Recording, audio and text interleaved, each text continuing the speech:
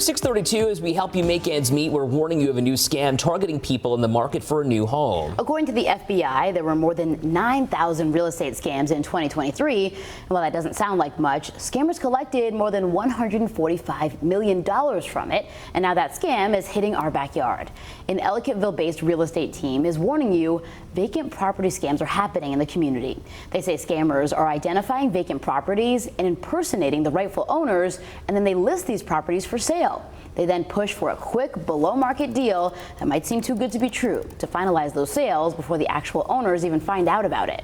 7 News reporter Krista Moran is digging into this to protect you and your wallet. Ellicottville, a popular spot all year round, has homes and lots listed for sale, many with views of the slopes. This lot, we're on Niles Road. We're right across from Hollymont Ski Club, which is actually the largest private ski resort in North America. Kathleen Pritchard, a broker with ERA Team VP Real Estate, sold this vacant lot to a couple from Pennsylvania. But recently, she saw a for sale sign going up on it and knew something wasn't right. So she called the owners. I said, Beth, your lot is for sale. She says, no, it isn't. I said, well, there's a sign up on it right now. She says, we're not selling, and Kathy, if we ever did sell, you have first right of refusal. Kathleen spoke to the realtor on site and quickly realized scammers had posed as the owners trying to sell a property that wasn't theirs. If I hadn't been here and hadn't known them, that probably would have been going through and selling, and they wouldn't have had a property. And this vacant lot was listed for sale, but the owner had no idea.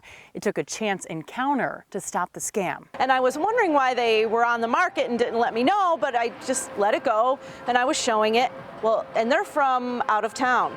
Lo and behold, he happened to drive up because it was still ski season and it was the weekend. He drove up and asked, Melanie, what are you doing? And I said, I'm showing your vacant lot. And he said, it's not for sale. Kathleen and her daughter Melanie, also a broker, says it's a scam they're seeing more of in resort communities like Ellicottville, where many owners live hours away and may not check on their property regularly. And that's been the central portion of this scam that's hitting people from out of town. Kathleen says scammers access public property records, then use fake IDs to impersonate vacant landowners and list property they don't even own. I cannot believe what people will stoop to steal other people's properties and their identity. So what can owners do to protect themselves?